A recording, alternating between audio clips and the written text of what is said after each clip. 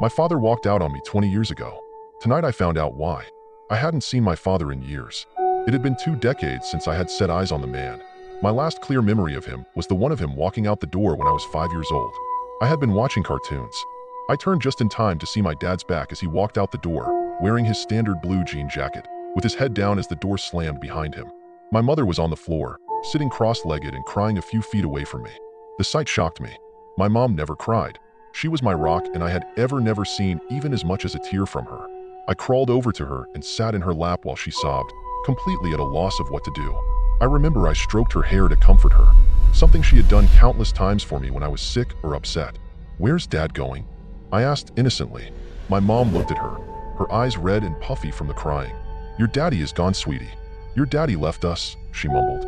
The divorce had to be done in absentia. No one knew where he had gone. I remember walking around town with my grandmother, putting up missing posters of my father. She could never accept that he had simply walked away from all of us. The posters stayed up for a few months before they all got torn down. Years passed. Mom remarried a great guy. I got therapy to deal with my dad leaving and eventually went off to college.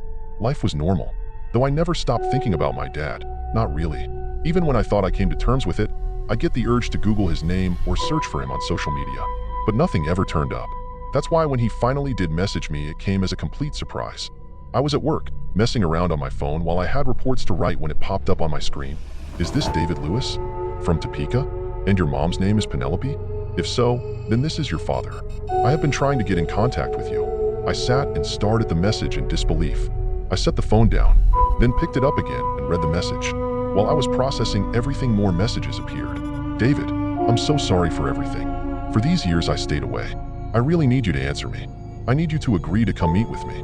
My first instinct wasn't to reply. I was half convinced this was some kind of scam. Someone knew about my past, and they were going to ask for a Venmo or money transfer. I finally replied. How do I know this is really my father and not some kind of scam? I waited for a reply. My heart was pounding, and a rush of thoughts were going through my head. If this was really my dad, I had a lot of things to say to him. Most of them weren't good. "I promise you I'm your dad. When you were a kid, you had a ginger cat named Polka that died when you were 3. You had a stuffed teddy bear you slept with every night whose name was Mr. Simon. Please, David, this is really me, and I need you to agree to meet with me." I stared at my phone. I was racking my brain trying to think of what to say. Tell him off? Tell him I'd gladly meet him because I had missed him all these years? I did neither. I need some time to process this. Let me write you back later this evening. I'm at work, and I need to focus. Holding the phone, I waited for his reply. It came quickly. "I understand. But please, I need an answer by tonight, ****. Going back to my desk to work on the reports was almost surreal. It was like I was a ghost in my own body. I did get everything done though. It gave me something to focus on. Once I was home, I went straight to the bedroom and flopped on the bed, phone in hand. My fiancée wasn't home yet. Today was her late day at work. Of all the people I wanted to talk to the most, it was her, but she wouldn't be able to answer even if I did call.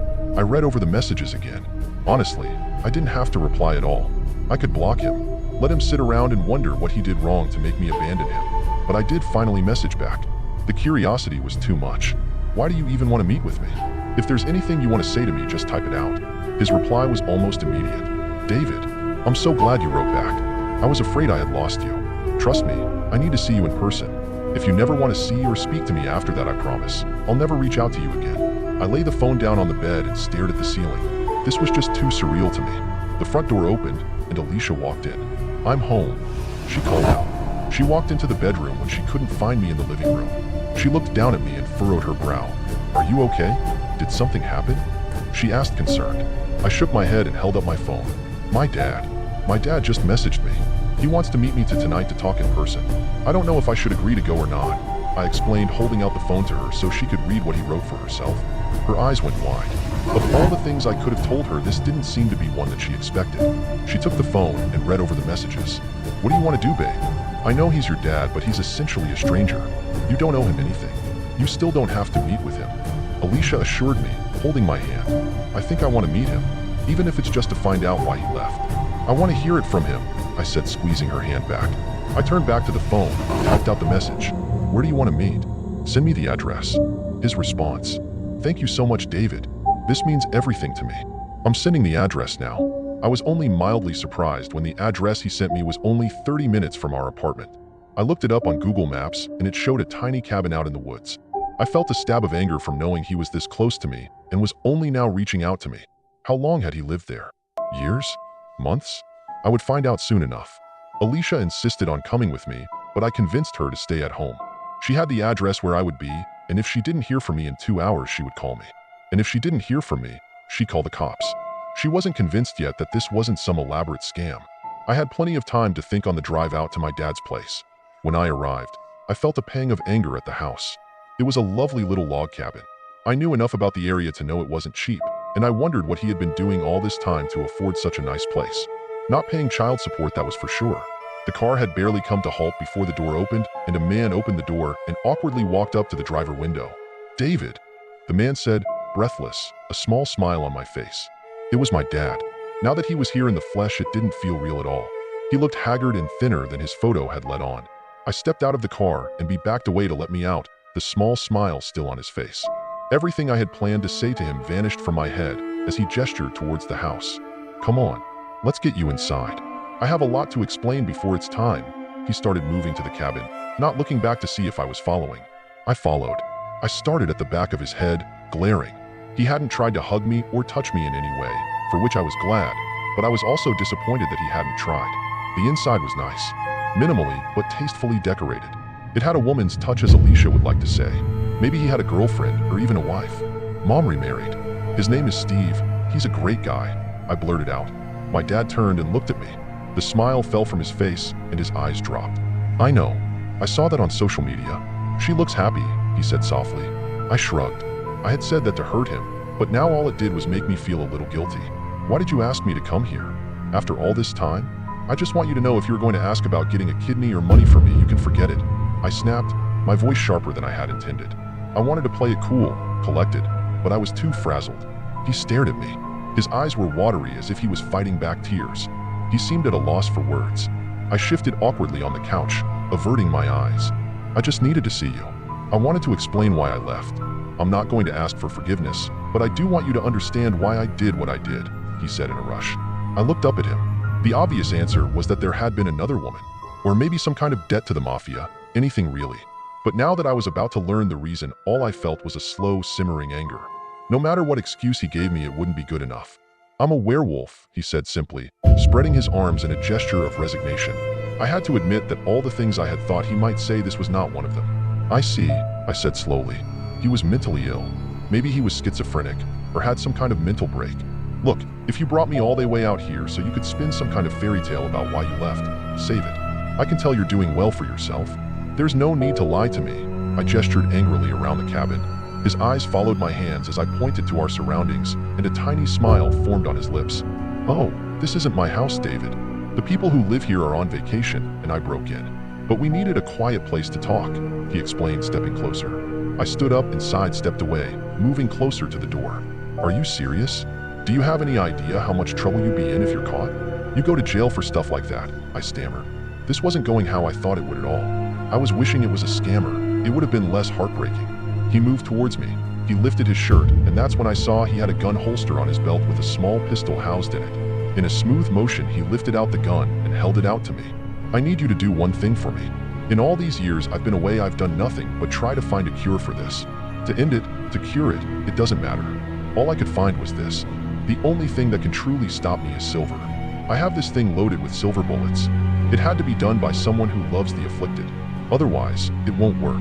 Trust me, I've tried the alternatives." His eyes were dripping tears as he thrust the revolver into my hands. I stared at it dumbfounded. "Dad, this is insane. You're insane. You need to go to a hospital." I stared in shock at the gun. I'd never held one before. "It must be done by someone who loves me. My parents are dead. I know your mom doesn't love me. It must be you. You're all I have," he gulped as he spoke. I held out the gun to him, but he stepped away and walked towards the door, blocking the exit. "Look, we don't have much time. Once night falls, this will happen quickly.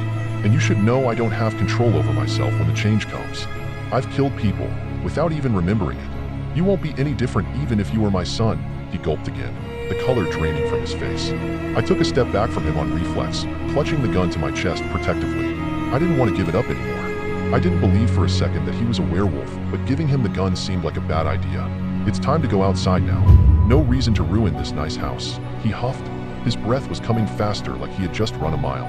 His face, already pale, was taking on an alarmingly waxy texture that was making my stomach turn. I had no idea if he was having a stoke, but he suddenly did not look good. He stumbled outside and I followed him, not knowing what to do. I glanced at my car. I could just run to it and leave. Take the gun with me and call an ambulance for him. Don't even think of trying to make it to the car. You won't have time anyway. He looked up as the last rays of daylight vanished over the horizon. It's happening. Forgive me, David. Please know I always loved you. I hope you still love me, he rasped as he doubled over, seemingly in pain. Dad, I gasped, taking a few stops towards him. No, he screeched at me, holding his hands out and backing away, before he fell to the ground and started convulsing. It happened instantaneously. In the movies I'd watched about werewolves, the transformation is always drawn out, painful and dramatic. But this wasn't it. His skin split open like it wasn't even skin anymore. It parted like his flesh was made of paper mache. My vision blurred as I took everything in. The beast rising from the sheds of skin and clothing and looking at me. Its eyes were a vicious amber, glowing and filled with pure malevolence. There was nothing human in them. We stared at each other for just a few seconds before it took a leap towards me, closing the distance between us in a split second. I shrieked and brought up my arm. The one with the gun. The creature was close enough for me to touch. I could smell the wet animal smell of its fur as it reached out towards me. I fired the gun on instinct. I fired twice, one bullet hitting the thing in its cheek and the second in the chest where the heart should be. The beast let out an almost dainty and human-sounding gasp as it collapsed sideways. It looked surprised as it hit the dirt. I dropped the gun. My fingers numb from shock, and I ran to my car. I started the car and peeled out of the driveway. The headlights briefly illuminated the thing's body as I drove away. It hadn't moved. The shock hit me as I was driving, and I struggled to keep myself on the road. I kept looking in the rearview mirror, expecting to see that thing chasing me down, but there was only darkness behind me. I didn't call the cops or an ambulance. I cried silently the whole way home. There was nothing I could tell anyone that would make any sense to anyone. Alicia had waited up for me, and when I burst in the front door, she gasped and asked me what had happened. I couldn't tell her the truth. I made up a lie on the spot, that I had met my dad, and he was a drug addict asking for money. That the cabin wasn't even his, but a place he had broken into. I had to talk her out of calling the cops. There was no way I could ever explain why there was a dead lycanthrope in the driveway. She stayed up with me until exhaustion finally took her, and she passed out on the couch. I stayed awake though. There was no way I could sleep. I sat in the dark sipping coffee and shaking. When the first rays of light peeked through the blinds, I let out a sigh of relief. The sunlight brought sanity with it, and I could start trying to convince myself that I had hallucinated this whole night. That's when my phone buzzed, and I reflexively looked at the message that popped up on my screen, and my heart dropped. It was just a single sentence. David, it didn't work.